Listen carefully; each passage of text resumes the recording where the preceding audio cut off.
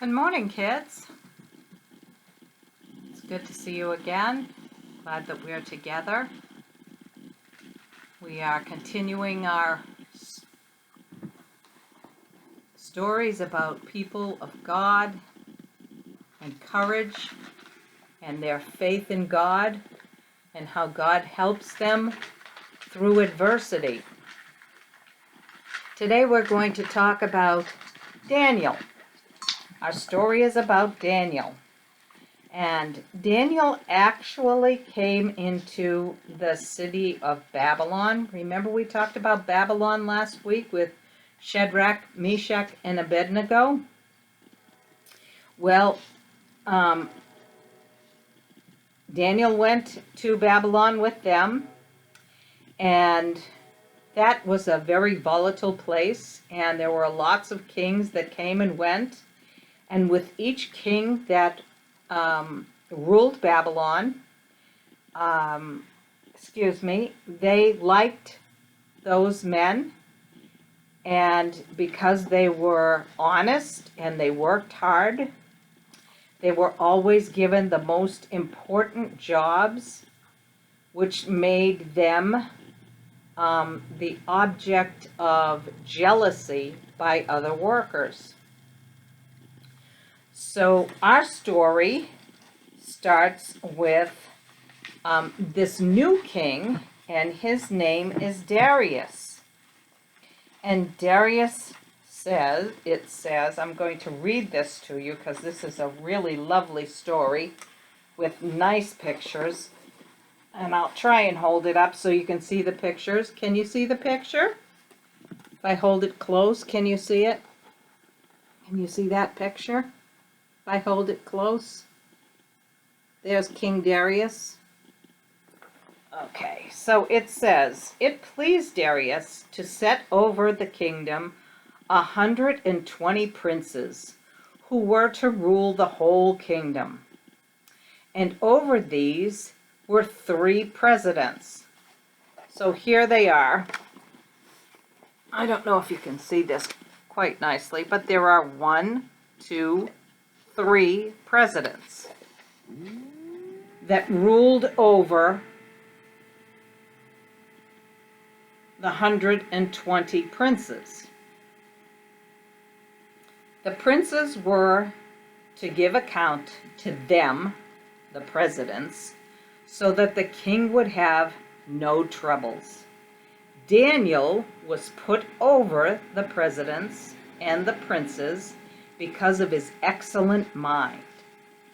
And the king planned to put him over the whole kingdom.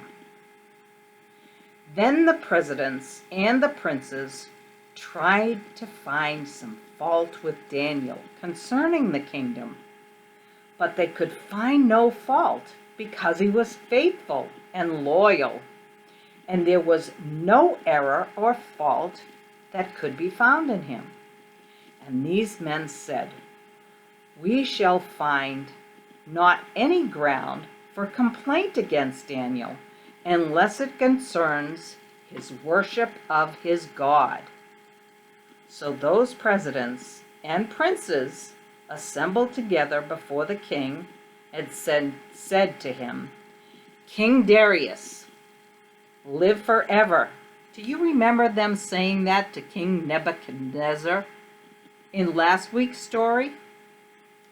All the presidents of the kingdom, and the governors, and the princes, and the counselors, and the captains have consulted together about establishing a royal law by a firm order that whoever asks anything of any god or man for 30 days, except of you, O king, shall be cast into the den of lions.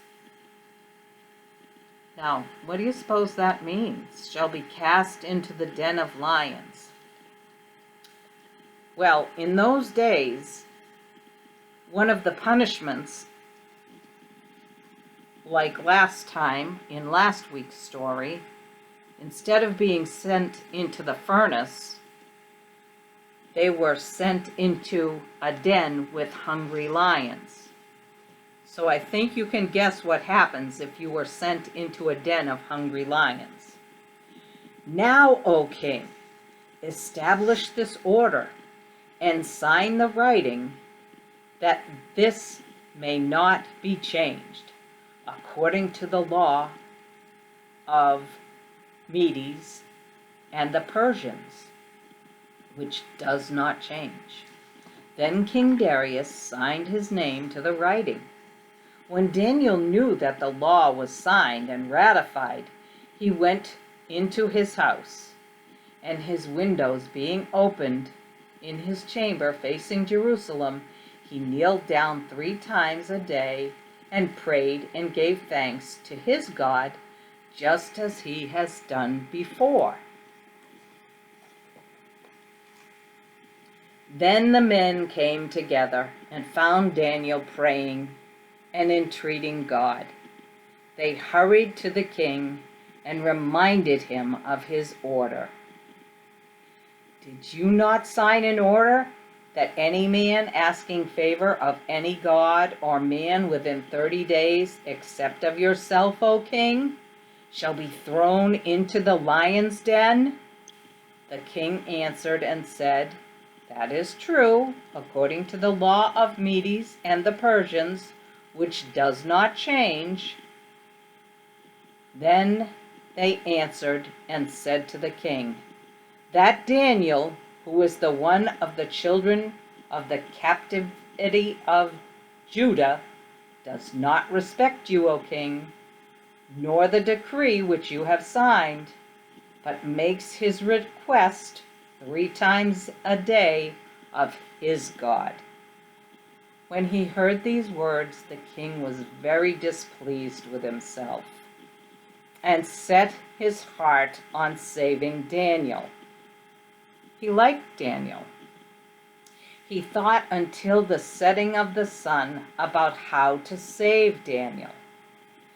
Then the men came before the king and said to him, Remember, O king, that this is the law of the Medes and the Persians, that no order or law which the king lays down can be changed.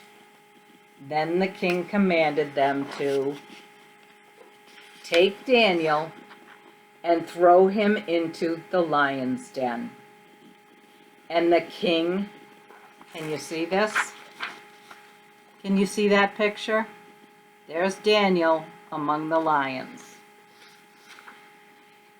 And the king said to Daniel, Your God, whom you serve so faithfully, surely he will save you.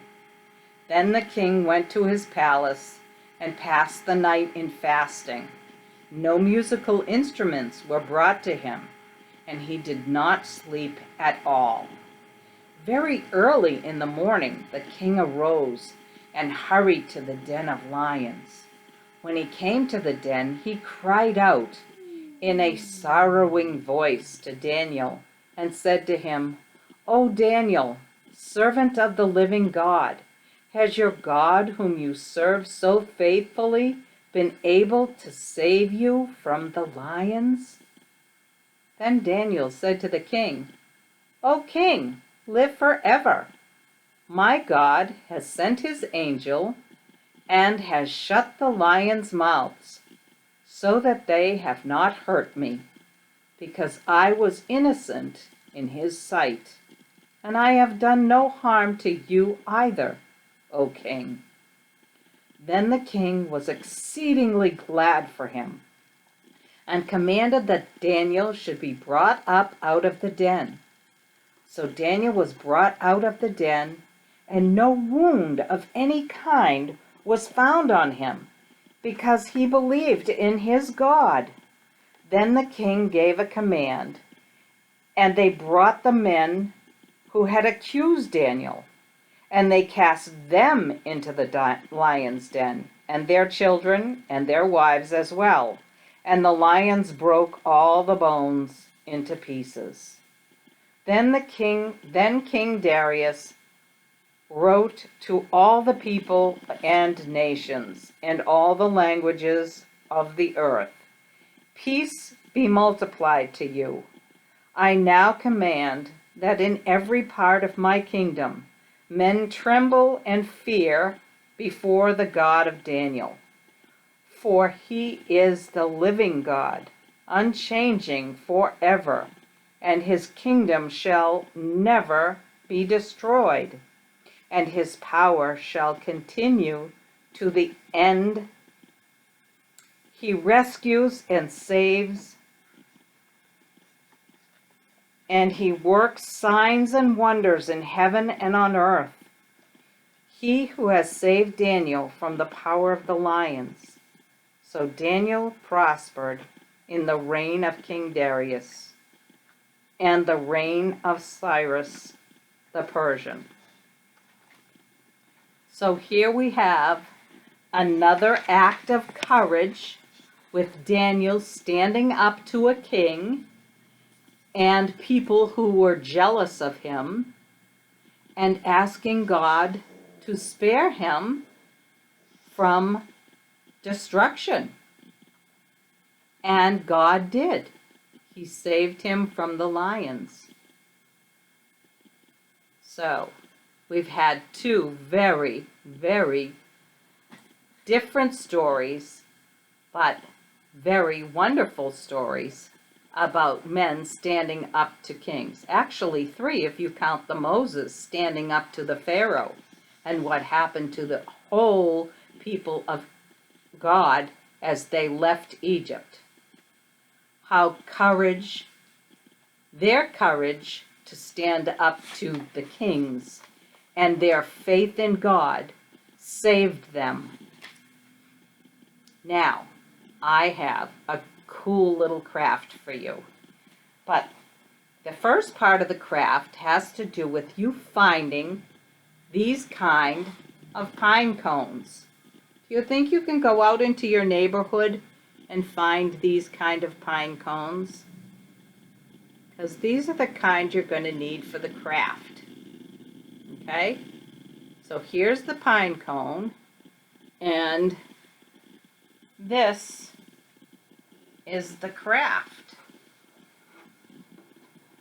I have made, a little lion's den. Can you see this? Here's our lion's den.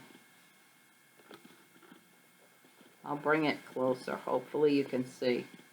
There's Daniel. And these are lions made out of pine cones. Can you see them? So there's the pine cone, and there's the little lion face, and there's a little tail in the back. They're really quite easy to make. So I'm going to take one and put him down on the computer while I put this box away with the whole den of lions. So I have 7 lions in my little den. You can make as many as you want. I think they're fun to make. So what you do is you take some brown construction paper and you make an oval, and then you glue a little pom-pom on the oval, and then you cut a little fringe around the oval to make it look like the lion's mane, and then you make a lion's face, and then you glue it all on your pine cone, and then you add a tail. So I have instructions. Here's Daniel. So you can color Daniel in and then cut him out. And what you do with Daniel is you take a pipe cleaner, a white one, and you glue 3/4 of the pipe cleaner on Daniel, and then you have the rest of it, and you fold it in half and make kind of a loop, and that way he gets to stand up on a flat surface. So that's how he stood up in the den with all the lions. So I hope you have fun with this craft. It kind of takes a little bit of time, but it's a lot of fun to make. And I hope you can find these kind of pine cones.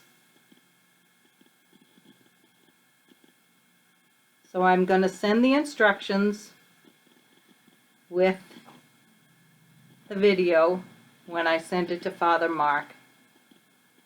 And I hope you have a wonderful week.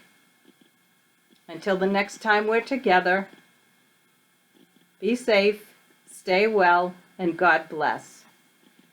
Till the next time we're together, take care.